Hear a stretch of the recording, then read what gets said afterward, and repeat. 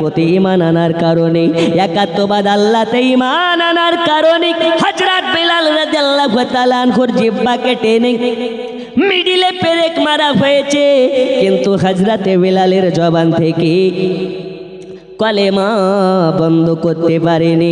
হযরত বেলাল নবী নবী করার কারণে, একাত্মবাদ আল্লাহর প্রতি ঈমান আনার কারণে হযরত বেলালের বুকের উপরে পাথর চাপা দেওয়া হয়েছে।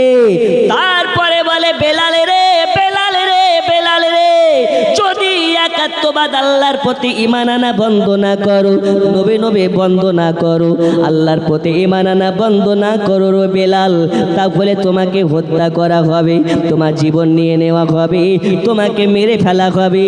ওই সময় হযরতে বেলাল বলেছিলেন, আমি বেলাল আমার জীবন যদি চলে যায় চলে যাবে, আমি বেলাল আমার জীবন দিতে রাজি, কিন্তু আমি বেলাল নবী ছাড়তে রাজি না। জোরে বলো। আচ্ছা, আমার কথা কি বুঝে আসছে আপনাদের? জিহ্বাকে টেনে পেরেক মেরেছে। বলে, বেলাল কলমা পড়া বান কর দো, না হলে জিভকে তোমার ছিঁড়ে ফেলবো। বলছে, বেলালের জিভ ছিঁড়ে ফেলবা কোনো সমস্যা নাই, আমার তো কাল্বকে তুমি ছিঁড়তে পারবে না। জোরে বলুন। যারা নবীওয়ালা হয় এরা জীবনের পরোয়া করে না, চাহে সর রহে या कट जाए परवा नहीं करते। বন্ধুরে আমার, সোনা মানিকেরা, গভীর মনোযোগ দিয়ে শুনুন। হযরত বেলাল রাদিয়াল্লাহু তাআলা আনহু ছিলেন একজন গোলাম, একজন দাস। কার দাস? উমাইয়া বিন খালফের দাস। এই উমাইয়া বিন খালফ হচ্ছে আবু জাহেলের লোক। আবু জাহেল হলো আমার নবীর দুশমন, উমাইয়া বিন খালফ হলো নবীর দুশমন। আর এই উমাইয়ার বাড়ির গোলাম, তার নাম হযরতে বেলাল রাদিয়াল্লাহু তাআলা আনহু।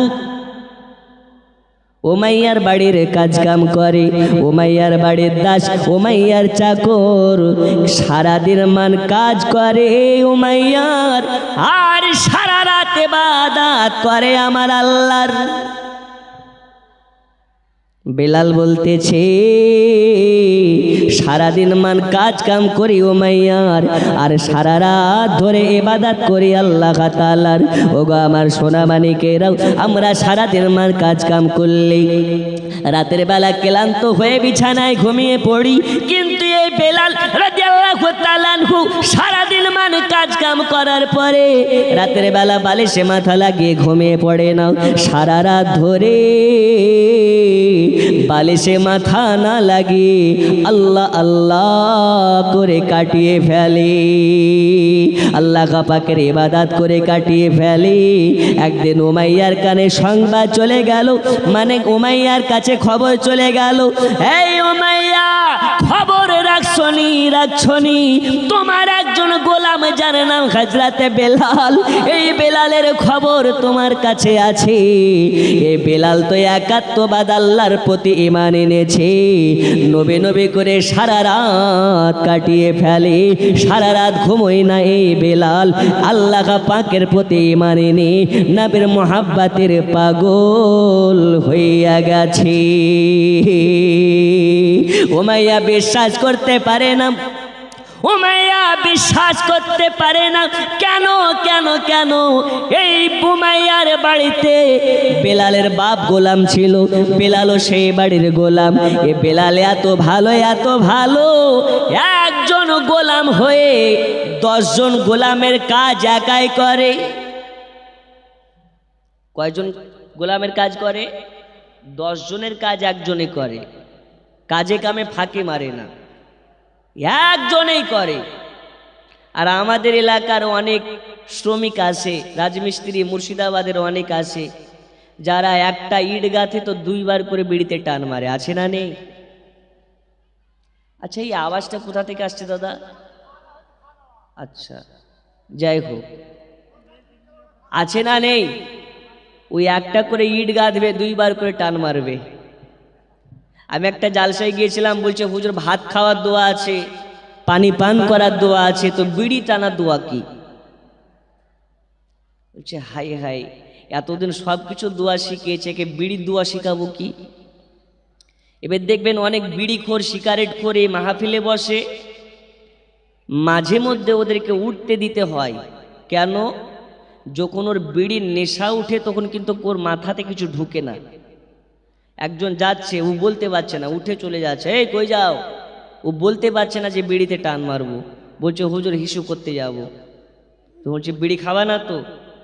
জালসাতে আছো, মিথ্যা কথা বলবে না, যা বলবে সত্য বলবে। বলছে হুজুর জালসাতে আছে, মিথ্যা বলবো না, বিড়ির নেশা উঠেছে তাই উঠেছি, উজু করে আসবো ইনশাল্লাহ আবার।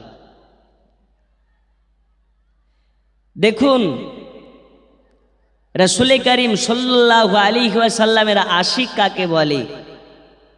হযরতে বেলাল, যে বাড়ির চাকর সেই বাড়ির মালিক হচ্ছে নবীর দুশমন। আর বেলাল ওই বাড়িতে থেকেই নবীর এমন দিওয়ানা হয়েছিলেন, এমন পাগল হয়েছিলেন যে এই বেলালকে দুনিয়ার বুকে আমার রাসূলুল্লাহ জান্নাতের সার্টিফিকেট দিয়েছিলেন। জোরে বলুন।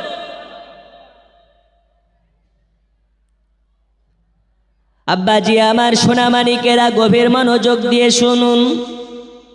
উমাইয়ার কাছে খবর গেছে, এই উমাইয়া বেলাল একাত্মবাদ আল্লাহর প্রতি ঈমান এনেছে। উমাইয়া বলে এটা হতে পারে না, পারে না। বেলাল আমাদের সঙ্গে বেঈমানি করবে না। এ বেলাল এত ভালো, এত ভালো, একজন গোলাম হয়ে 10 জন গোলামের কাজ বেলালে একাই করে। এই বেলাল আমাদের সঙ্গে বেঈমানি করতে পারে না, পারে না। তখন উমাইয়াকে বলে, উমাইয়া আমাদের কথা যদি বিশ্বাস না হয়, কোনো একদিন রাতের বেলা বেলালের বাড়ি, বেলালের রুমের সামনে গিয়ে একবার কান লাগাবেন, তাহলে আপনি প্রমাণ পেয়ে যাবেন এ বেলাল একাত্মবাদ আল্লাহর প্রতি ঈমান এনেছে না আনে নাই। এবার উমাইয়ার এই কথা শোনার পরে রাতের ঘুম হারাম হয়ে গেছে। রাতের বেলা বিবিকে নিয়ে শুয়ে আছে, বিবি ঘুমিয়ে যায়, কিন্তু উমাইয়ার চোখে ঘুম নাই। বিবি বলতেছে, স্বামিনী রাত অনেক গভীর হয়ে যাচ্ছে, প্রতিদিন ঘুমিয়ে যান, আজ কেন ঘুমান না? উমাইয়া তখন বলতেছে, বিবি রে, মাথায় এমন একটি কথা ঢুকে আছে, রাতের বেলার ঘুম আমার হারাম হয়ে গেছে। উমাইয়া তখন আপনার রাতের বেলা বিছানা ছেড়ে গুটি গুটি পায়ে বেলাল যে জায়গাতে ঘুমায় ওই রুমের দিকে আগিয়ে চলে যায়। গুটি গুটি পায়ে, গুটি গুটি পায়ে বেলালের দরওয়াজার সম্মুখে গিয়ে উমাইয়া যখন কানটাকে লাগিয়ে দিয়েছে, ভিতর থেকে আওয়াজ আসতেছে, লা ইলাহা ইল্লাল্লাহ, জোরে লা ইলাহা, পড়ুন লা ইলাহা, লা ইলাহা ইল্লাল্লাহ মুহাম্মাদুর রাসূলুল্লাহ। বন্ধু আমার সোনা মানিকেরাও, এ আওয়াজ শুনে উমাইয়ার চোখ যেন কপালে উঠে গেছে। এইটা কি শুনলাম, এটা কি শুনলাম? সত্যি তো বেলাল ওই মুহাম্মাদের কলেমা পড়ে নিয়েছে, একাত্মবাদ আল্লাহতে ঈমান এনেছে। তখন উমাইয়া রাগে রাগান্বিত হয়ে গিয়ে বেলালের দরওয়াজায় খটখট করে আওয়াজ দিতে লেগেছে।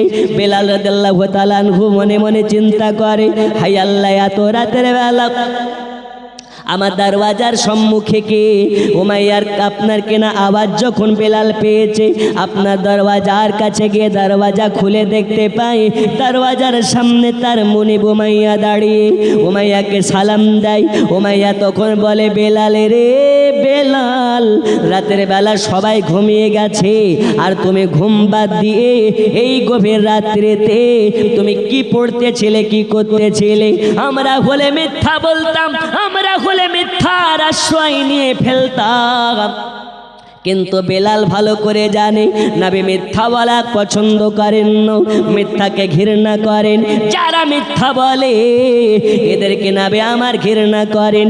এই কারণে বেলাল তখন বলতেছেন, এই আমার মনে বোমাইয়া, আমি রাতের বেলা ঘুমোই না, সারাদিন মান আপনার কাজ কাম করি, আর সারা রাত ধরে আমাকে যে আল্লাহ তাআলা বানিয়েছে, আমাকে যে আল্লাহ আমাকে রিজিক দেয়, যে আল্লাহ আমাকে খেতে দেয়, যে আল্লাহ তাআলা আমাকে সৃষ্টি করেছে, ওই আল্লাহর ইবাদত করি।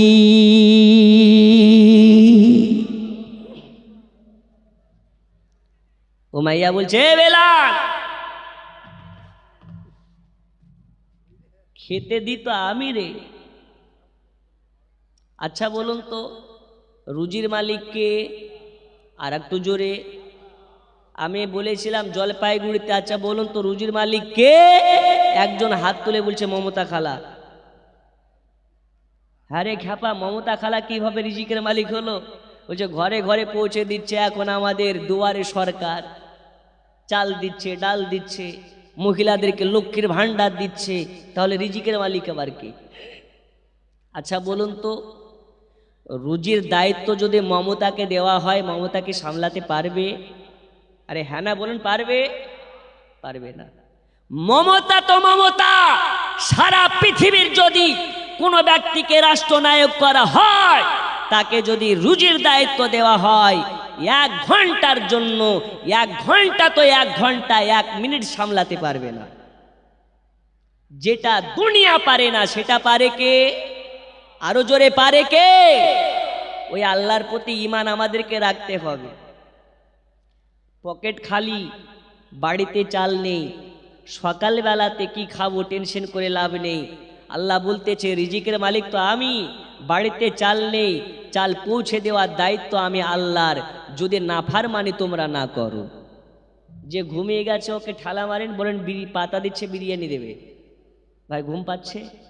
এই হয় হয় হয়, একটু কষ্ট করো ভাই, অনেক দূর থেকে এসেছে, একটু বসো। ইনশাল্লাহ তাআলা আমার বক্তব্যর ভূমিকাতে আছি, এখনো মূল পয়েন্টে আসিনি। আজকে মা খালারা ওয়াজ শুনছে তো নিশ্চয়, কোথাও আছে না? আজকে মা খালাদেরকে গুরুত্বপূর্ণ 4টি মশলা বলে যাব।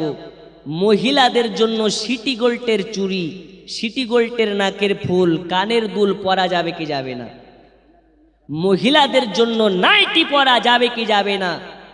মহিলাদের জন্য আমাদের সবার জেনে রাখা দরকার, মা খালাদের অ্যাকাউন্টে মাসের মাস ঢুকে যাচ্ছে লক্ষ্মীর ভান্ডার। এই লক্ষ্মীর ভান্ডার নেওয়া জায়েজ না হারাম? আজকে বলে যাব ইনশাল্লাহ তাআলা। আপনাদের জন্য কিছু মশলা বলে যাব। আচ্ছা আমাদের এখানে অনেকে আছেন ডায়াবেটিস মানে সুগারের রোগী আছে না নেই? আছেন না নেই? আচ্ছা কার কার সুগারের রোগ আছে একটু হাত তুলে দেখান। কারো নেই? ও থাকলেও হাত তুলবে না, ও ধরা দিবে না। হ্যাঁ যাই হোক, আজ আপনাকে একটা আমি আমল শিখিয়ে যাব। যার সুগার আছে ওর সুগার ভালো হবে, আর যার সুগার নাই কিয়ামতের সকাল পর্যন্ত সুগার হবে না। বলুন আলহামদুলিল্লাহ। আরো জোরে আলহামদুলিল্লাহ। এ আওয়াজে পাবেন না, ডাক্তারের কাছে গেলে কি ওষুধ মাগনা পেয়ে যান? তো একটু জোরে জোরে বলতে হবে। আমি ফার্স্টে বলেছি আমি ওই রকম বক্তা নই যে একা একা বলবো, আমার সঙ্গে আপনাদেরকে বলতে হবে। আমি লিখব চিঠি দেব তোমায়, পাখি পৌঁছে দিও রওজায়। আমি লিখব চিঠি দেব তোমায়, পাখি পৌঁছে দিও রওজায়। আমি থাকব বসে গো, আমি থাকব বসে গো আশায়, চিঠির উত্তর আসিবে আমার গায়। আমি লিখব চিঠি দেব তোমায়, পাখি পৌঁছে দিও রওজায়। জোরে বলুন সুবহানাল্লাহ। নবী আমার বলেন, আমার কাছে চিঠি পাঠানো লাগে না, যদি কানেকশন হয় ভালো, নিজামপুরে বাড়িতে যাই নামাজের পাটিতে বসে আমি নবী আমার দিদার পাবে। জোরে বলুন। আচ্ছা বলুন তো এই জিনিসটার নাম কি? মোবাইল। এখন চ্যাংড়া থেকে নিয়ে বুড়া সবার কাছে থাকে, কারো কাছে একটা, কারো কাছে দুটা, সবার কাছে আছে। সেই জিনিসটার নাম মোবাইল ফোন। আচ্ছা একটা মোবাইল ফোন যদি আপনার বাড়িতে থাকে, আপনার ছেলে আছে সৌদিতে, আছে সে আমেরিকাতে, আছে সে আফ্রিকাতে, বাড়িতে বসে ভিডিও কলের মাধ্যমে দেখা যায় কি যায় না? যায়। আচ্ছা ভিডিও কল হবে কিভাবে? যদি ইন্টারনেট ওয়ান থাকে তবে হবে। এখন দেখা যাচ্ছে মোবাইল আছে, ইন্টারনেট আছে, সিম কার্ড আছে, কিন্তু সিম কার্ডে রিচার্জ নেই, কল যাবে? সিম আছে, রিচার্জ আছে, সব আছে, মোবাইলে যদি চার্জ না থাকে মোবাইল অফ হবে না অন হবে? অফ হয়ে যাবে। আপনি নামাজ পড়ছেন, রোজা করছেন, হজ করছেন, যাকাত দিচ্ছেন, সব করছেন, নবীর মোহাব্বতটা হচ্ছে মোবাইলের চার্জের মতন। যদি আপনার অন্তরে নবীর মোহাব্বত না থাকে, নামাজ, রোজা, হজ, যাকাত সব আছে, কিন্তু আপনার ডিসপ্লে অফ হয়ে যাবে। আল্লাহ পাক বলতেছেন, তাই নামাজ পড়তে হবে নবীকে মোহাব্বত করে, রোজা করতে হবে নবীকে মোহাব্বত করে, হজ করতে হবে নবীকে মোহাব্বত করে। নবীকে মোহাব্বত করে যা করবে তুমি, আল্লাহর কাছে সেটাই গ্রহণযোগ্য, কবুল হয়ে যাবে। জোরে বলুন। তাই বলতেছিলাম, টাওয়ারের মাধ্যমে কানেকশন হয়, ইন্টারনেটের মাধ্যমে যদি সৌদিতে আছে ছেলে বাড়িতে বসে দেখতে পাওয়া যায়। আচ্ছা এই মোবাইল যে বানিয়েছে তার দাম বেশি না মোবাইলের দাম বেশি? যে বানিয়েছে তার দাম বেশি। কেন? মেধা খাটিয়ে সে ব্রেনকে মেহনত করে একটা মোবাইল ফোন বানিয়েছে। আল্লাহ তাআলা বলতেছেন, হে দুনিয়াবাসী শোনো, একটা মোবাইলের কাছে গিয়ে যদি তোমরা বেমুখ হয়ে যাও, আমি আল্লাহ সারা পৃথিবীকে বানিয়েছি, ওই আল্লাহর জন্য তোমরা মাথাকে সাজদায় রাখো না, তোমাদের মতন গাদ্দার আর কি আছে? বন্ধুরে আমার সোনামানি, মুদ্রা আলোচনার দিকে আপনাকে আগিয়ে নিয়ে যেতে চাই। হযরতে বেলাল রাদিয়াল্লাহু তাআলা আনহু উমাইয়ার সামনে দাঁড়িয়ে উমাইয়া বলতেছে, বেলাল রে, সারা রাত ধরে কি করতেছো ঘরের ভিতরে লুকিয়ে লুকিয়ে? বেলাল বলতেছেন, মনিব উমাইয়া, সারাদিন মান কাজ করে আপনার, আর সারা রাত ইবাদত করে মহান আল্লাহ তাআলার। উমাইয়া বলে, বেলাল রে, বেলাল রে, বেলাল রে, তোর বাপ দাদা আমাদের বাড়ির গোলাম, বেলাল তুমিও আমাদের বাড়ির গোলাম। আমাদের আকীদা হলো আমরা মাটির মূর্তি পূজা করি, মূর্তি পূজাকে দেব দেবী বলে মানি। তোর বাপ ছিল মাটির মূর্তি পূজাকে দেব দেবী বলে পূজা করেছে, আর আজ তুমি যদি ওই দেব দেবীর পূজা বাদ দিয়ে একাত্মবাদ আল্লাহতে মানানো আর তার নবী মুহাম্মাদের কথা শুনে তার দিওয়ানা হয়ে পড়ো, তাহলে বেলাল আমাদের সঙ্গে গাদ্দারি করা হয়ে যাচ্ছে। তখন উমাইয়াকে বলেছিল বেলাল, ওগো উমাইয়া, উমাইয়া, আমি আপনার বাড়ির গোলাম, আপনি হলেন আমার মনিব, আপনার বাড়িতে থেকে আপনার কাজ কাম করি, আপনি দেখবেন আপনার কাজে কামে যদি ফাঁকে মারি তাহলে আমাকে আঘাত করবেন, সাজা দিবেন, মেনে নেব। কিন্তু আমি বেলাল কার প্রতি বিশ্বাস রাখবো, কাকে আমার রব বলে মানবো, কাকে আমার প্রভু বলে মানবো, এটা আমার একান্ত ব্যক্তিগত ব্যাপার। এই ব্যাপারে নাক গলানোর অধিকার আপনার না। উমাইয়া রাগে রাগান্বিত হয়ে গেছে আর বলে, বেলাল রে, তোমার তো কম সাহস নাই রে বেলাল, আমার সামনে আঙুল দেখাইয়া দেখাইয়া কথা বলো, কে আছিস কোথায় রে? উমাইয়াকে সাবধান করে দে, নইলে ও বেলালকে সাবধান করে দে, নইলে আমি উমাইয়া বেলালকে এত সাজা দেব, এত সাজা দেব, বেলাল তখন সাজার আঘাত সইতে পারবে না। উমাইয়াকে বলে, উমাইয়া গো, আজ আপনাকে আমি বলতে চাই, আপনারা যে মূর্তি পূজাকে দেব দেবী বলে মানতেছেন, এইগুলো হচ্ছে শুধুমাত্র মূর্তি, তাছাড়া কিছুই নয়। আর আমি যে আল্লাহর প্রতি ঈমান এনেছি, যে আল্লাহকে আমার প্রভু বলে মেনেছি, তিনি হলেন ওয়াহদাহু লা শারীকা লাহু কুল হুয়াল্লাহু আহাদ আল্লাহুস সামাদ লাম ইয়ালিদ ওয়া লাম ইউলাদ ওয়া লাম ইয়াকুল লাহু কুফুয়ান আহাদ। আল্লাহ ছাড়া মাবুদ নাই, আল্লাহ ছাড়া আমাদের স্রষ্টা নাই, স্রষ্টা নাই। তাই উমাইয়া আজকে আপনাকে একাত্মবাদ আল্লাহ ঈমান আনার জন্য আহ্বান করতেছি। উমাইয়া এ কথা শোনার পরে রাগে রাগান্বিত হয়ে যায়, যেন তেলে বেগুনে এক হয়ে যায়। আজ পর্যন্ত আমি উমাইয়া মুহাম্মাদের নাম শুনলে গায়ে জ্বালা উঠে যায়, আর আজকে আমার বাড়ির গোলাম হয়ে আমার সামনে দাঁড়িয়ে আজকে ওই মুহাম্মাদের হয়ে ওকালতি করতেছে বেলাল। উমাইয়া না সারাগ সামলাতে না পেরে এবার ঘরের ভিতরে চলে যায়। ঘরের ভিতর থেকে আপনার কেনা চাবুকখানা নিয়ে চলে আসে। চাবুকখানা এনে বলে, বেলাল রে বেলাল, আজকে যদি তোকে মাফ করে দিই তাহলে সমাজে মুখ দেখাতে পারবো না, আর যদি তোকে আমি ছেড়ে দিই তাহলে আমাদের প্রভুকে মুখ দেখাতে পারবো না, আমাদের দেব দেবতার সম্মুখে আমি মুখ দেখাতে পারবো না। কারণ হলো আজ তুমি আমাদের দেব দেবীকে অপমান করেছো, ছোট করেছো। আমি উমাইয়া সব সইতে পারি, কিন্তু আমাদের দেব দেবীর অপমান সইতে পারে না।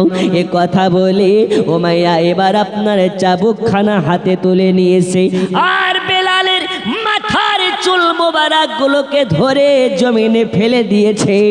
আর উমাইয়া বেলালের শরীরে চাপ চাপ চাপ চাপ চাপ চাপ করে চাবুকের বাড়ি মারতে লেগেছে। যে জায়গাতে চাবুকের বাড়ি মারে ওই জায়গার মাংস যেন আপনার ফেটে ফেটে যায়। যে জায়গাতে চাবুকের বাড়ি পড়ে ওই জায়গাটা লাল হয়ে ফেটে যায়। বেলাল চিৎকার মেরে আওয়াজ করে, আন্তা গাদুন লা ইলাহা ইল্লাল্লাহ, আন্তা গাদুন লা ইলাহা ইল্লাল্লাহ। বেলালকে তোমার মারা হয়, তোমার মারা হয়। বেলালের জবান থেকে আল্লাহ আল্লাহ রসুলের নাম বন্ধ করতে পারে নাই।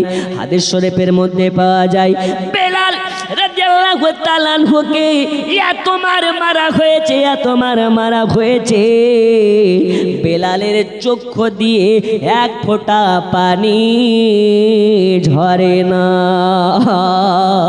উমাইয়া বলে, বেলালে রে বেলালে রে, ইয়া তোমার মারা ভাই, তবু কেন তোমার চক্ষু দিয়ে পানি ঝরে না?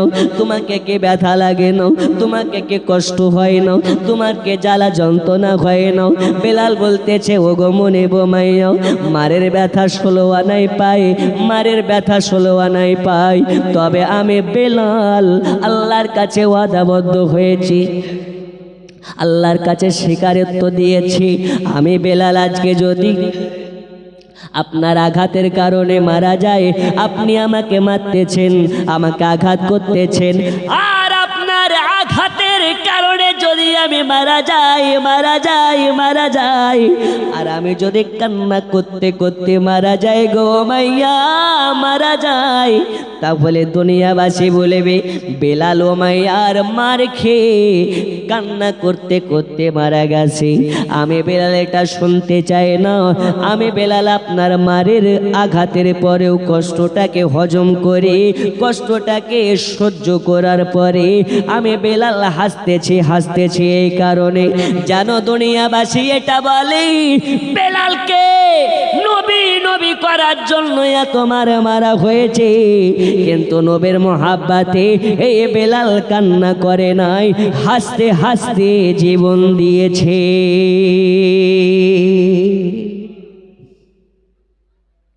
বেলাল বলতেছেন, আমি নবীর মোহাব্বতে হাসতে হাসতে জীবন দিতে রাজি, কিন্তু কানতে কানতে নবীর মোহাব্বতে জীবন কলেমা পড়তে রাজি না। জোরে বলুন। এরকম মোহাব্বত আমাদের অন্তরে আনতে হবে না? হবে না? আমরা কেমন মোহাব্বত করি, ঠান্ডা রাত্রিতে মেলা ঘুরতে পারি কিন্তু জালসাতে বসতে পারি না। আহা, যারা মেলা ঘুরে, মেলার বাজারে বাজারে ঘুরে আর জালসাতে আসতে আপত্তি বোধ করে, এরা একটা ইবলিশ শয়তানের অনুসারী। কার অনুসারী? একটু জোরে বলুন, কার অনুসারী? যেই জালসাতে মেলা হয় ওই জালসার কোনো কাজ নাই।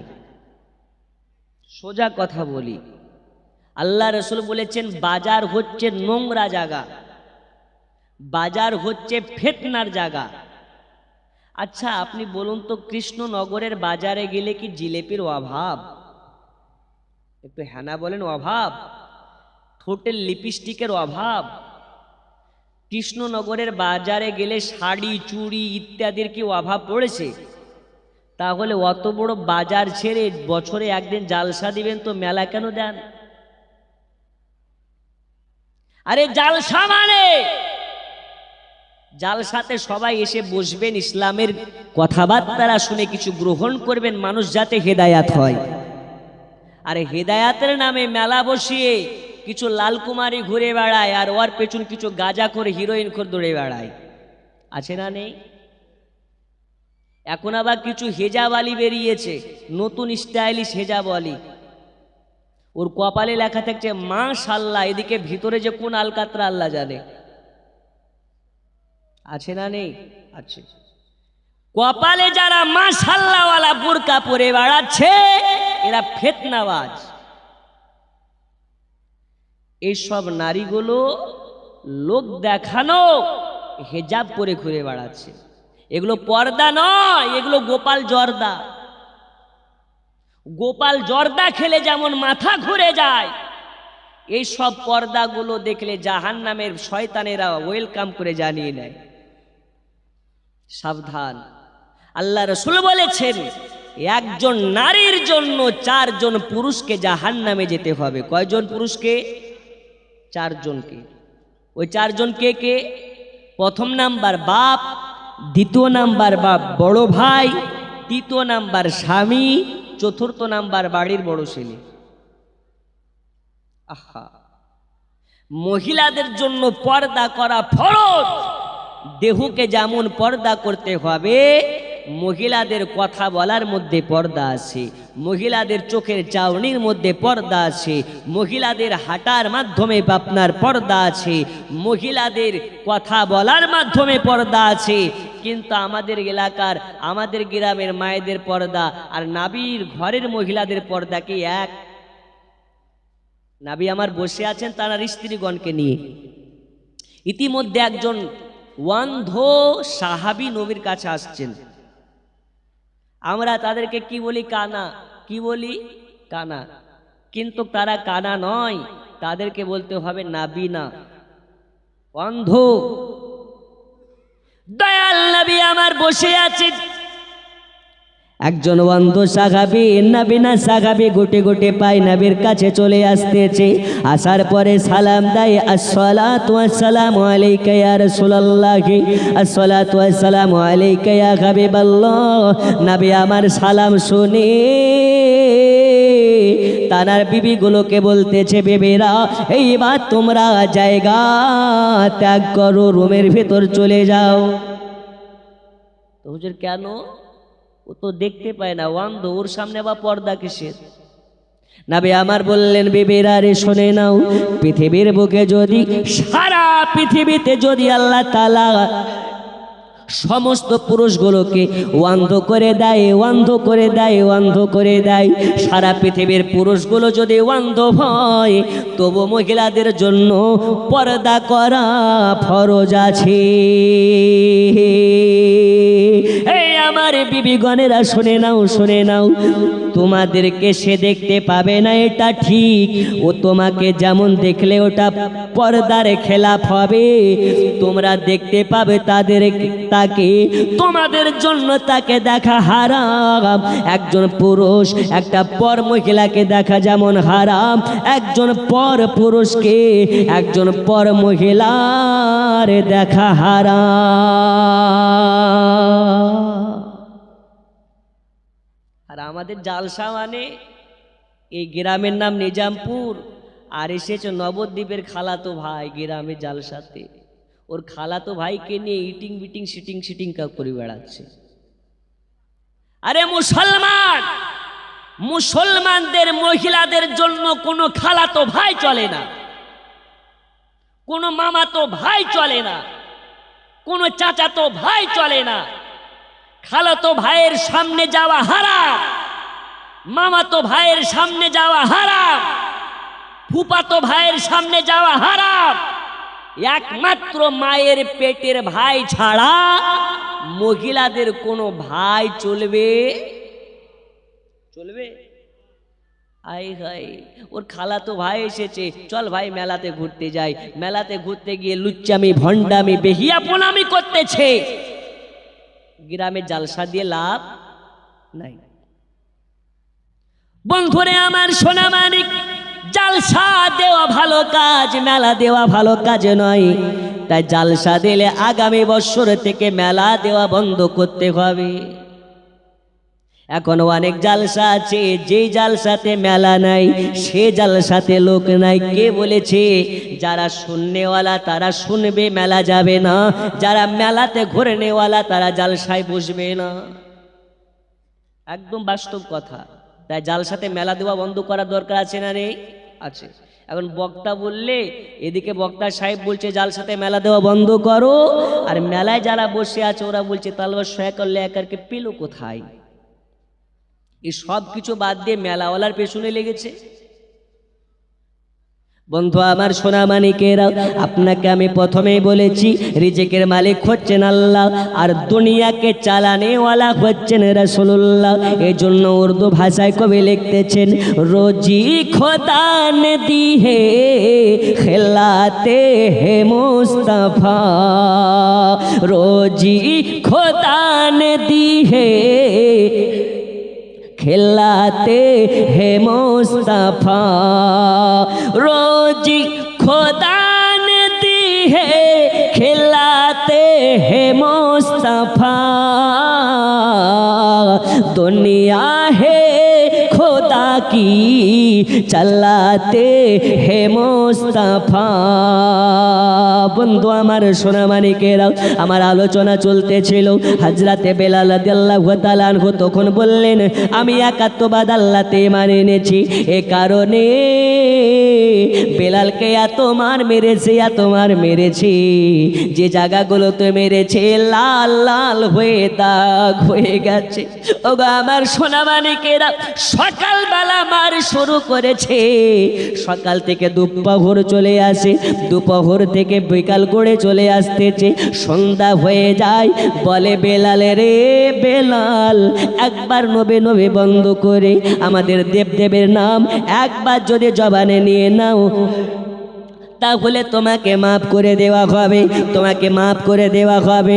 এই বেলাল, তোমাকে মাফ করে দিয়ে উত্তম কাজে তোমাকে নিয়োজিত করা হবে। বেলাল বলেছিলেন, আমি সব সইতে পারি, নবী ছাড়ার কথা সইতে পারে না। সোনা মানিকেরা আমার, এই হযরত বেলাল রাদিয়াল্লাহু তাআলা আনহুকে বলে, বেলাল রে, যদি নবে নবে নবে নবে করা বন্ধ করো, নবে নবে বাক্য বলা যদি ছাড়ো, তাহলে টাকা চাইলে টাকা দেব, ধন চাইলে ধন দেব, দৌলত চাইলে দৌলত দেব, যা চাইবে তোমাকে তাই দেব। তার বিনিময়ে শুধু তোমাকে নবী ছাড়তে হবে। বেলাল তখন বলেছিলেন, আমি বেলাল, আমার টাকা চাই না, ধন চাই না, দৌলত চাই না, বাড়ি গাড়ি চাই না। আমি বেলাল, আমাকে নবী পাকের মোহাব্বতের প্রয়োজন। আমি বেলাল সারা পৃথিবী তোমাকে দিয়ে দিলাম। ওগো উমাইয়া, তার বদলে আমার নবী পাকের মোহাব্বত আমাকে দাও। ওগো আমার সোনা মানিকেরা, উমাইয়া এই কথা শোনার পরে আরো খেপে গেল, আরো রাগে রাগান্বিত হয়ে গেল। কে আছিস রে, কোথায়?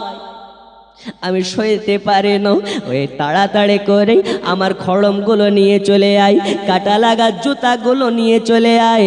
এবার উমাইয়া ঘরের ভিতর থেকে কাটা লাগা জুতা পরিধান করে আর বেলালের সম্মুখে আসে। জুতার নিচে আপনার কিনা কাটা লাগা, আপনার এই রকম ফালা ফালা কাটা লাগানো আছে।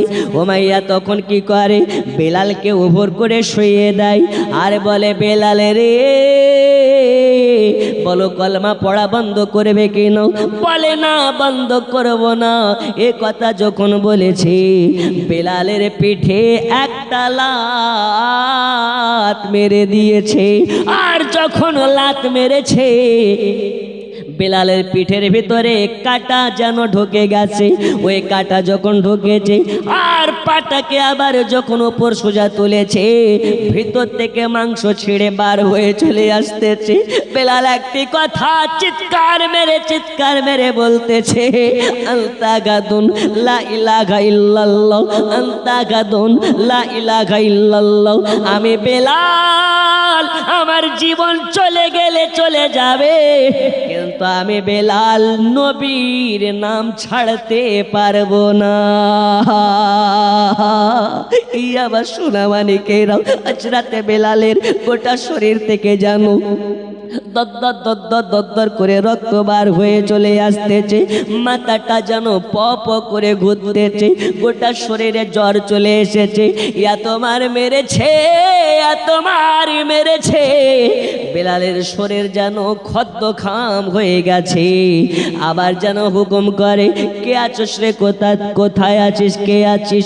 তাড়াতাড়ি করে লঙ্কা গোড়া, লবণ গোলা পানি নিয়ে চলে আয়।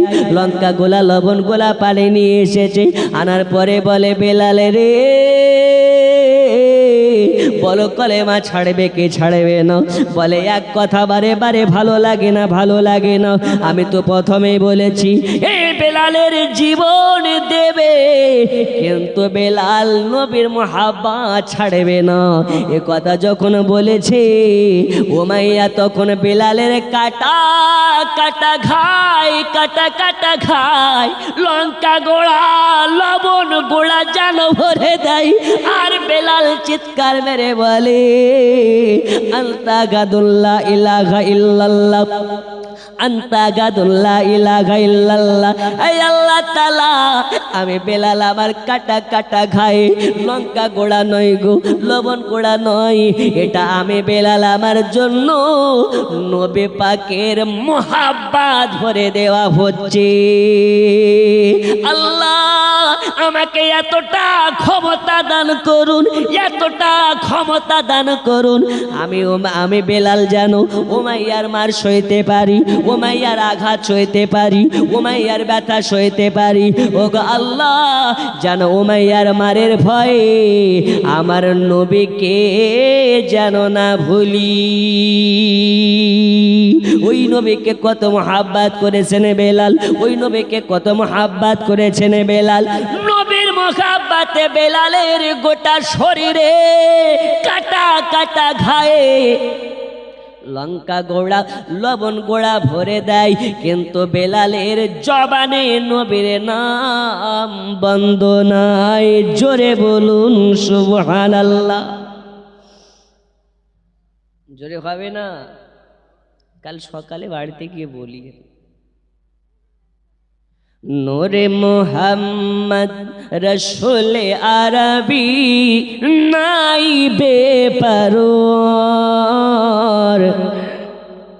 জিবরাইল চুমে যার দরবার নূরে মুহাম্মদ রসুল আরবি নাইবে পরওয়ার।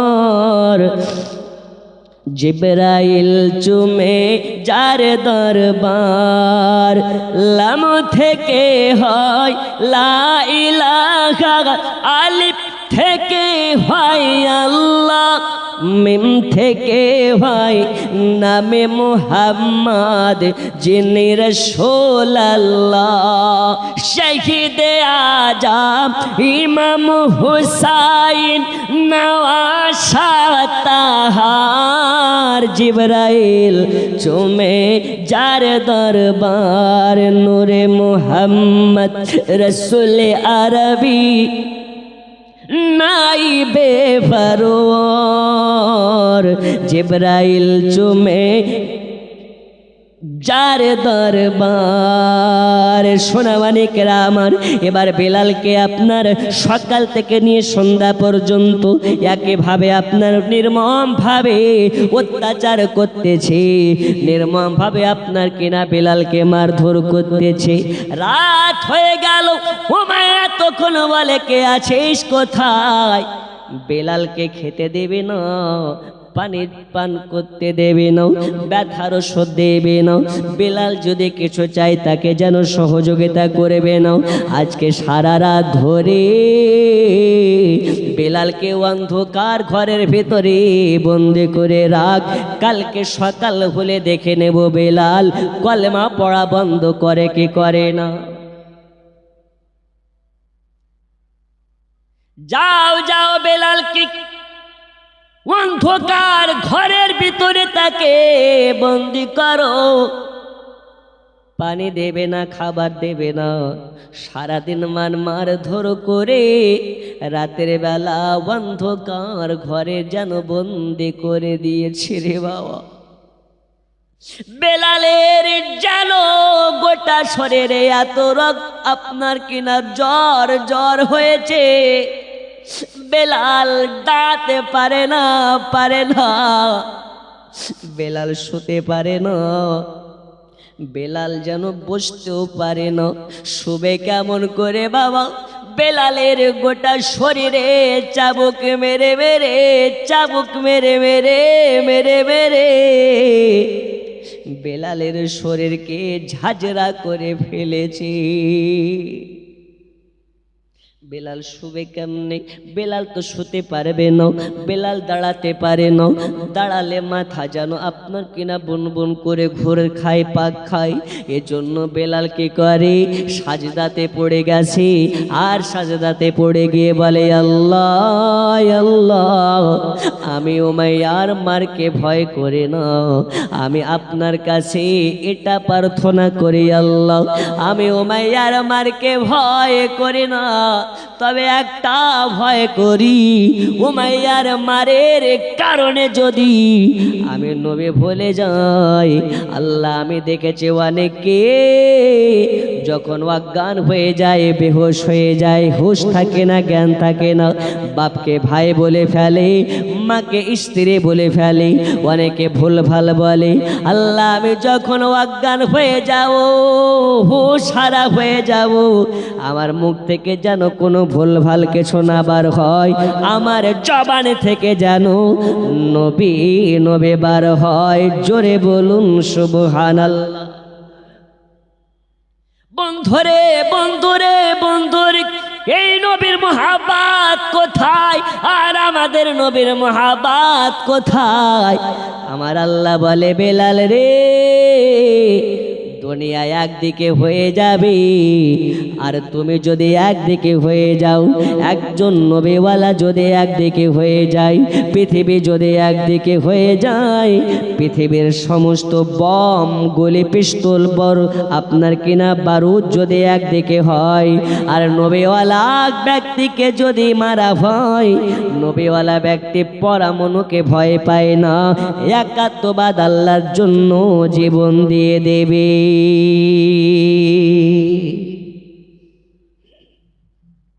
সোনামানিকেরা আমার, লম্বা করব না, সংক্ষিপ্ত আলোচনার দিকে যেতে চাই। আচ্ছা দোয়া করে দেবো তো কেউ নাই, দুঃখ একটা মানুষ বসে আছে, মনে মনে ভাবছে আমরা যদি চলে যাই তাহলে হুজুর বলবে মেহমান ডেকে অপমান করতে, সেটা আমরা আছি। যাই হোক, আপনাদেরকে অনেক ধন্যবাদ যে আপনারা এতক্ষণ পর্যন্ত আছেন। শেষ দোয়াটা করে যাবেন। আমরা অনেকে মা হারা, বাবা হারা, দাদা হারা, দাদি হারা, সন্তান হারা। আল্লাহ রাসূল বলেছেন গভীর রজনীতে যখন আল্লাহর কাছে আমার উম্মতেরা, আল্লাহর বান্দারা হাত তুলে দোয়া করে, আল্লাহ তার হাতের সেই হাতগুলোকে ফিরিয়ে দেয় না, আল্লাহ ওই হাতগুলোকে কবুল করে নিয়ে আল্লাহ হাত তোলার ওয়াসিলাতে তাদের আত্মীয় স্বজনের কবরগুলোকে জান্নাত করে দেয়। জোরে বলুন। তাই আমরা শেষ দোয়াটা করে সকলে বিদায় দেব। বন্ধু আমার, নবীর আশিক হযরত বেলাল রাদিয়াল্লাহু তাআলা আনহু সারা রাত ধরে কান্না করে, আল্লাহ আমাকে এতটা হিম্মত দান করুন যাতে উমাইয়ার মার খেতে পারি, যাতে উমাইয়ার মার খেয়ে আমার রাসূলুল্লাহকে না ভুলি। জোরে বলুন।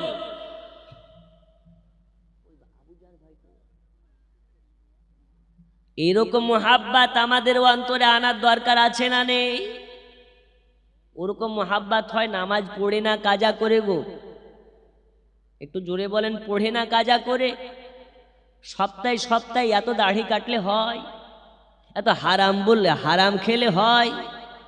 আহা, হারাম বন্ধ করুন, মিথ্যা বন্ধ করুন, নবীর আশিকের খাতায় নাম তুলে ফেলুন।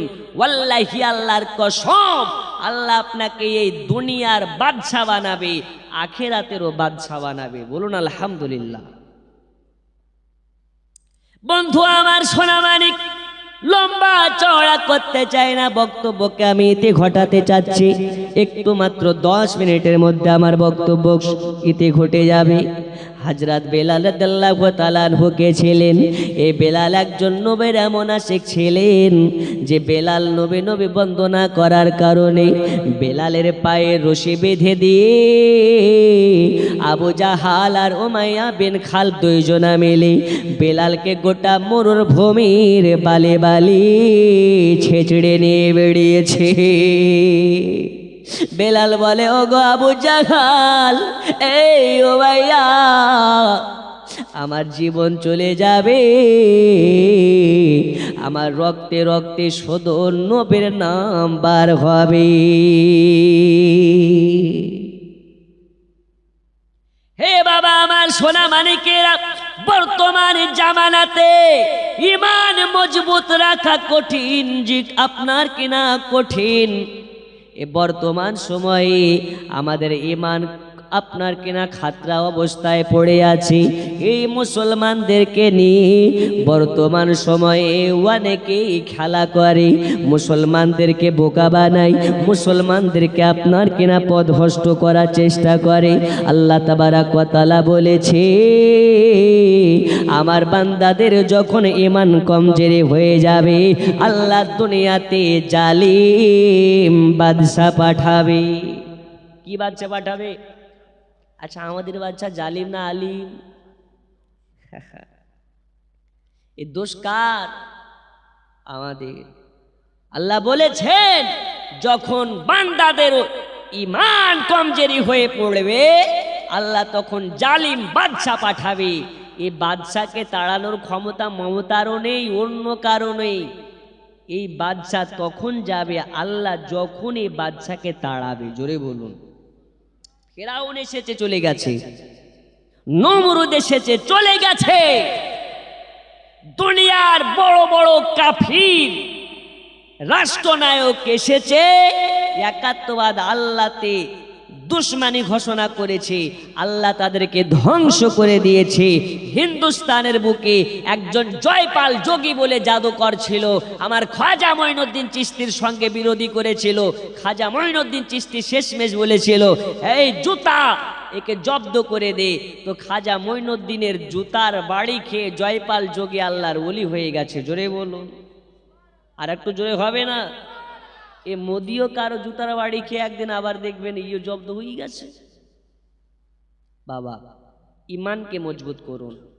আমার মৌলানা আবু জার সাহেব অনেক বড় মনের একজন ব্যক্তি, অনেক ভালো ব্যক্তি, আমাকে ফোন করে বলছে, হুজুর আমাদের মুসলমানদের মধ্যে এখন তো অনেক বিভাজন, তা আমি আমার স্টেজে অনেক রকমের বক্তা আসে, অনেক আকিদার বক্তা আসে, আমরা তরিকাত মাননেওয়ালা ব্যক্তি, আমরা কিয়াম করি, আমাকে দাওয়াত করবেন? তো বলছে হুজুর আমার এখানে আহলে হাদিসও আসবে, দেওবান্দি আসবে, আর আপনি বেরেলি আসবেন। জোরে বলুন সুবহানাল্লাহ। যাতে দূর না হয়, মোহাব্বত এক জায়গায় হয়, এই জন্য আপনাদেরকে একাকৃত করছি। যাই হোক, মৌলানা আবু জার সাহেবকে আল্লাহ দিনের জন্য কবুল করুন, আর এই মাদ্রাসাকে আল্লাহ প্রতিষ্ঠানকে কবুল করুন। জোরে বলুন আমিন। এই প্রতিষ্ঠানের সঙ্গে থাকবেন। আল্লাহ তাবারাক ওয়া তাআলা বলেছেন, রাসূল করিম সাল্লাল্লাহু আলাইহি ওয়াসাল্লাম বলেছেন, তোমরা জেনারেল শিক্ষায় যেমন শিক্ষিত হবে, তার সাথে সাথে কোরআনের জ্ঞান অর্জন করবে। কারণ কোরআনের জ্ঞান যাদের মধ্যে থাকে তাদের মা বাপকে বৃদ্ধাশ্রমে যেতে হয় না। জোরে বলুন সুবহানাল্লাহ। যাদের মধ্যে কোরআনের জ্ঞান থাকে তাদের মা বাপকে আপনার কিনা ছোট হতে হয় না, সন্তানেরা ভাত দেব না এই কথা বলে না। তাই কোরআনের জ্ঞান আমাদের এই যে মস্তিষ্কে ভরতে হবে, কোরআনের শিক্ষায় নিজেদেরকে শিক্ষিত করতে হবে। আপনি মাস্টার হন সমস্যা নেই, ডাক্তার হন সমস্যা নেই, ব্যারিস্টার হন সমস্যা নেই। ব্যারিস্টার ডাক্তার মাস্টার হওয়ার সঙ্গে সঙ্গে কোরআন, কমপক্ষে কোরআনটা পড়া শিখুন, ইসলাম কি এটা বুঝবার চেষ্টা করুন, 5 ওয়াক্তের নামাজি হয়ে যান। আল্লাহ আপনার রিজিকে বরকত দেবে, রুজিতে বরকত দেবে, সংসারে বরকত দেবে। আল্লাহ এগুলো আমাদেরকে তো পালন করা তৌফিক দান করুন। জোরে বলুন আমিন। আর একটু জোরে বলুন আমিন। শেষ কথা এটাই বলতে চাই, মুসলমানদেরকে নিয়ে অনেকে খেলা করছে, আমাদেরকে সাবধান হতে হবে। দেখেছেন ভারতবর্ষের পার্লামেন্টে একটা বিল পাস হয়েছিল, সেটা আইনে পরিণত হয়েছে, ওয়াকাফ বিল। দেখেছেন না দেখেননি? দেখেছেন। এই ওয়াকাফ বিল পশ্চিমবঙ্গে লাগু হবে না বলেছিল কেউ, কোনো নেত্রী বলেছিল, সেও লাগু করে দিল।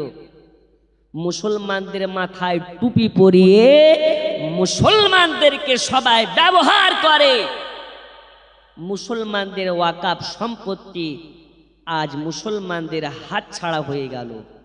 ওয়াকাফ সম্পত্তি কি? এই যে মসজিদের জায়গা ওয়াকাফ সম্পত্তি, মাদ্রাসার জায়গা ওয়াকাফ সম্পত্তি, গোরস্থানের সম্পত্তি ওয়াকাফ সম্পত্তি, মাদ্রাসা মসজিদ আপনার কিনা দরগা ঈদগাহার এই যে যাবতীয় প্রপার্টি এগুলোকে ওয়াকাফ সম্পত্তি বলা হয়। আর আপনার গ্রামে কিছুদিন পরে কবরস্থান আছে, দেখবেন এই কবরস্থানে একদিন মাটি দিতে যাবেন, তা আপনার ডিএম এর পারমিশন ছাড়া আপনি মাটি দিতে পারবেন না। একটু বুঝবেন আমার কথাটা। বলবে ডিএম এর পারমিশন নিয়ে আসো তবে মাটি হবে। তো কেন? এটা তোমাদের সম্পত্তি নয়, এটা সরকারের সম্পত্তি, ওয়াকাফ সম্পত্তি। তখন লাশ নিয়ে আর কবরস্থান নয়, ওই সরকারের দুয়ার দুয়ার দৌড়তে হবে, পারমিশন নিতে হবে, তারপরে মাটি দিতে পাবেন। আচ্ছা, এটা হচ্ছে ভালো না খারাপ হচ্ছে? মুসলমান কবে সজাগ হবেন? আপনার বাপ কবরে শুয়ে আছে, মা কবরে শুয়ে আছে, বাপ দাদা সন্তানাদি কবরে শুয়ে আছে। এই কবরের পাশেই দেখবেন একদিন পুলিশের গাড়ি ঢুকছে, প্রশাসন ঢুকে ওইখানে কিছু করার চেষ্টা করছে। ওদেরকে জিজ্ঞেস করবেন, ভাই এখানে কি ব্যাপার, কি জন্য এসেছেন? তো ওরা বলবে এই কবরস্থানের উপরে আমরা একটা স্কুল তৈরি করতে চাই কিংবা হাসপাতাল তৈরি করতে চাই। আচ্ছা, হাসপাতাল করা ভালো কাজ না খারাপ কাজ? ভালো কাজ। এবার আপনার বাপ যেই কবরে শুয়ে আছে, আপনার মা যেই কবরে শুয়ে আছে, ওই কবরের উপরে কি আপনি হাসপাতাল বানাতে দিবেন? বানাতে দিবেন না, কারণ আমার বাপ শুয়ে আছে। আর ওরা বলবে হাসপাতাল করব, তখন হিন্দু ভাইরা বলবে হাসপাতাল করা তো ভালো কাজ, এ মোল্লারা বুঝে না, বাধা দিচ্ছে, এরা দেশদ্রোহী। আর মুসলমানেরা বলবে আমরা দেশদ্রোহী নই। হিন্দু মুসলমানদের মধ্যে একটা দাঙ্গা সৃষ্টি হয়ে যাবে। এটা কে করছে? বর্তমান সময়ে রাষ্ট্রনায়ক যারা আছে এরা হিন্দু মুসলমান করে মানুষের মধ্যে বিভাজন সৃষ্টি করছে, মানুষের মধ্যে সম্প্রীতি নষ্ট করছে, সংস্কৃতি নষ্ট করছে। আর এই সম্প্রীতি নষ্ট করে বর্তমান সময়ের নোংরা রাজনীতি চলছে। তাই বলবো, নোংরা রাজনীতি থেকে আমাদেরকে সজাগ হওয়ার প্রয়োজন আছে। আর যদি আমরা সজাগ না হই, আগামী দিন মুসলমানদের শোচনীয় দিন। কথা বুঝে এসছে? তাই আমাদেরকে সজাগ হতে গেলে কি করতে হবে? শিক্ষার হার বাড়াতে হবে। একবেলা খান আর একবেলা উপোস থাকুন, তারপরে হলেও নিজের সন্তান আদিদেরকে শিক্ষায় শিক্ষিত করুন, তাদের মধ্যে জ্ঞান দিন। কিন্তু এখন তো আর শিক্ষার দিকটা কেউ দেখে না। ওর নেতার সঙ্গে ছবি তুলেছে, ছেড়ে দিয়েছে, ওর নেতার চামচা হয়ে ঘুরে বেড়াচ্ছে। ওর বিশাল ক্ষমতা আছে না নেই? আছে। আল্লাহ আমাদেরকে বুঝবার তৌফিক দিন। আপনারা দেখছেন কিছুদিন থেকে আমাদের বেলডাঙ্গার একজন বিধায়ক, একজন এমএলএ হুমায়ুন কবির নামে, আছে না নেই? দেখেছেন না? দেখেছেন না? জি। উনি ঘোষণা দিয়ে দিলেন যে বাবরি মসজিদ করব বেলডাঙ্গাতে। বাবরি মসজিদ করা ভালো কাজ, এতে কোনো দোষের নাই। তবে একটা জিনিস মাথায় রাখতে হবে, মুর্শিদাবাদের 10 থেকে 20 লক্ষ পরিযায়ী শ্রমিক যারা ভিন রাজ্যে গিয়ে কাজ করতে যায়, যায় না? রাজমিস্ত্রির কাজ করতে যায়। মসজিদ করেন সমস্যা নেই, মসজিদ করেন সমস্যা নেই, কিন্তু এটাও মাথায় রাখবেন, মুর্শিদাবাদের 20 লক্ষ পরিযায়ী শ্রমিক যারা ভিন রাজ্যে কাজ করতে যায়, যখনই ওরা শুনছে বাড়ি কোথায় মুর্শিদাবাদ, মুর্শিদাবাদ নাম শোনার জন্য বুকের উপরে পা তুলে লাথিয়ে মারছে। এটা কেন হবে? মুসলমান নাম শুনলে কেন মুসলমানদেরকে বাংলাদেশি বলা হচ্ছে, রোহিঙ্গা বলা হচ্ছে? বন্ধু সজাগ হন, আবেগে পড়ে কিছু করিয়েন না। বাবরি মসজিদ করুন, একটা না 20টা করুন, আপত্তি নেই। কিন্তু যে কাজ করলে বিভাজন হবে, অশান্তি হবে, সাম্প্রদায়িক দাঙ্গা হবে, সেই কাজ থেকে আমাদেরকে দূরত্ব বজায় থাকতে হবে। ঠিক না বে ঠিক? না বলে আপনি বাবরি মসজিদের নাম করে দিচ্ছেন, আর বাবরি মসজিদের নামে একটা সাম্প্রদায়িক একটা অশান্তির সৃষ্টি হচ্ছে।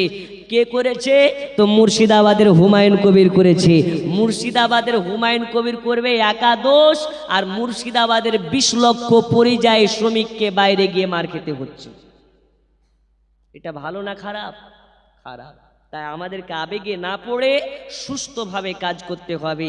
তাই বলি, শিক্ষা যার মধ্যে আছে তারা অনেক উন্নত। আমাদেরকে শিক্ষার জগতে যেতে হবে। আল্লাহ আমাদেরকে তৌফিক দান করুন। জোরে বলুন আল্লাহুম্মা আমিন। আর আজকে আমি নদিয়ার সরজমিন থেকে বলে যাচ্ছি, ভারতবর্ষে যেই জায়গাতে বাবরি মসজিদ ছিল, ওইখানে একদিন আবারও বাবরি মসজিদ হবে। কারণ যেখানে মসজিদ হয়ে যায় ওই জায়গাটা কিয়ামত পর্যন্ত মসজিদ থাকে। যেই ভারতের সর্বোচ্চ সুপ্রিম কোর্ট হুকুম করেছে মসজিদকে ভেঙে মন্দির করতে, আবারও ওই কোর্টে ইনশাল্লাহ একদিন মন্দির ভেঙে মসজিদ করার হুকুম দেবে। বলুন ইনশাল্লাহ, আরো জোরে ইনশাল্লাহ। যেখানে বাবরি আছে ওখানেই বাবরি হবে। ইতিহাস একদিন এর আপনার কিনা বাস্তবায়ন করে ছাড়বে। তাই আল্লাহ তাআলা আমাদের সকলকে খালিদ বিন ওয়ালিদের মতন ঈমান এবং মুহাব্বাতে ইসলাম আনার তৌফিক দান করুন। আমি আর আগে যাচ্ছি না, এখান থেকে বিদায় নিচ্ছি। আমি আপনাদেরকে শেষ মেসেজ দিচ্ছি, শোনার থেকে আমল বেশি বেশি করুন এবং ইসলামের জন্য নিজেদেরকে খিদমাতে বিলীন করুন। কমপক্ষে নামাজ পড়ুন। নামাজি হচ্ছে আপনাকে পথদর্শক। এ নামাজি আপনাকে পথ দেখাতে পারে। তাই আল্লাহ তাআলা আমাদের সকলকে পাঞ্জেগানা নামাজ পড়ার তৌফিক দান করুন। শেষ বেলায় আমি দেখতে চাই মাত্র 5 জন ব্যক্তি দোয়ার আগে, আপনারা অনেক দান করেছেন আমি জানি, এখন দোয়া করব। দোয়ার আগে মাত্র 5 পাঞ্জাতনের নামে 5 জন ব্যক্তি বলতে পারেন, এখন না আপনি 5 মাস পরে দেন হুজুর, আমি 786 টাকা দেব। 5 জন ব্যক্তি মাত্র 786 করে টাকা। আছেন? এখন না, এক সপ্তাহ পরে দিন, 2 সপ্তাহ পরে দিন, যে হুজুর আমি দেব, কিংবা কাল সকালে দেব, এক্ষুনি দোয়া করব, দোয়া করার আগে। আছেন? আমি একটা গজল পড়ব। 786 92 এ লাগাও রে মোবাইল নাম্বার, ধরে বেরে মা দিনার সেন্টার, নেটওয়ার্ক বিজি হয় না কভু, এমনই একটা বার, ধরে বেরে মা দিনার সেন্টার। জোরে বলুন সুবহানাল্লাহ। নেই, কমপক্ষে একজনও নেই 786 দেওয়ার মতন। ওই দাদাটা দিবেন। এখানে কেউ লেখার নাই গো? আপনি লিখছেন? আপনি লিখছেন? ওই দেখেন, ওই দাদাটাকে দেখেন, 786 টাকা দেবে। একজন হয়েছে, আর মাত্র 4 জন দিয়ে দেন। একটু শেষ বেলায় দোয়া করে দিই। দেখেন ওই ভাইও দিবে। কি নাম ভাই আপনাদের? মুমিন মন্ডল। আর এই দাদার নাম শুকুর আলী মন্ডল। শুকুর আলী মন্ডল আর মুমিন মন্ডল, 2 জন দেবে 786 করে। আর একজন 3 নম্বরে হাত তুলুন, হুজুর আমি দেব। শেষ বেলায়, শেষ যার ভালো সব তার ভালো। একটু তাড়াতাড়ি করে দেন। কি নাম? শুকুর আলী। মাশাআল্লাহ। কত দেবেন? 1000। মাশাআল্লাহ। নারে তাকবীর। একটু জোরে নারে তাকবীর। দেখেন, দেন বা না দেন একটু জোরে বলবেন। কেন? আমি একটা মাদ্রাসা জালসায় পরপর 3 বছর গিয়েছিলাম। কয় বছর? 3 বছর। প্রথম বছর গিয়ে বলছি, একজন আছেন 10,000 টাকা দিতে পারেন? তো একজন বয়স্ক মানুষ হাত তুলে বলছে, হুজুর আমি দেব। তারপরের বছর গিয়ে বলছি, একজন কেউ আছেন 10,000 টাকা দিতে পারেন? ওই বয়স্ক ব্যক্তি বলছে আমি দেব। তারপরের বছর গিয়ে বলছি, হুজুর একজন কেউ আছেন 10,000 টাকা দিতে পারেন? ওই বয়স্ক মানুষটাই বলছে, হুজুর আমি দেব। তখন কেশিয়ার বলছে, হুজুর আর দান লিয়েন না। তো কেন? ও বেটা লেখায় কিন্তু দেয় না। কি করে? ও লেখায় কিন্তু দেয় না। বলছে, হ্যাঁ গো বুড়া, কি বলতেছে? তুমি লেখাও কিন্তু দাও না কেন? বলছে, আমি কি দেওয়ার জন্য লেখাই নাকি? তো কি জন্য লেখাও? আমার দেওয়া দেখি সবাই দেবে, এর জন্য লেখাই। কত বাটপারের বেটা বাটপার। আমি জানি নদিয়ার মানুষ এরকমটা নয়, এরা খুব বড় মনের মানুষ। 3 জন হয়ে গেছে 786 করে। এই শেষ বেলায় আপনাদের কাছে আর 2 জন ব্যক্তি আল্লাহর নবীর ঘর মাদ্রাসার জন্য একটু 4 নম্বরে হাত তুলুন তো দেখি। খালিদ বিন ওয়ালিদের মতন, যে খালিদ বিন ওয়ালিদ যে যুদ্ধে গিয়েছে, সে যুদ্ধই যেন জয় হয়ে গেছে। জোরে বলুন সুবহানাল্লাহ। ও বাপজি দোয়া করে যাবেন, বসেন, দোয়া হবে, এক্ষুনি হবে, দোয়া করে যাবেন। আর যদি খুব জরুরি হয়, পেশা মিশাব করা লাগে তো যান। আছেন? একটু 4 নম্বরে হাত তুলে নকতে দেবো আমি। বাবা মাত্র 2 জন দিয়ে দেন, আমি দোয়া করে দিই। নেই? এখানকার মা খালারা তো আসে। যদি মা খালা আপনারা 1 মাসের করে লক্ষ্মীর ভান্ডার দেন তো দিতে পারেন। এখন মমতা খালা দিচ্ছে সবাইকে লক্ষ্মীর ভান্ডার। সবার বুঝে রাখা দরকার, দান নেওয়াও যেমন ভালো, দান দেওয়াও তেমন ভালো। ঠিক কি না? নেই গো, 2 জন হবে না। আর 2 জন নেই, মাত্র 786 টাকা। এখন না, আপনি 1 সপ্তাহ পর দিয়ে একটু লিখিয়ে দেন। শেষ বেলা আমি একটা গজল বলে যাব। আমি যদি গজল বলি রাত শেষ হয়ে যাবে, কিন্তু গজল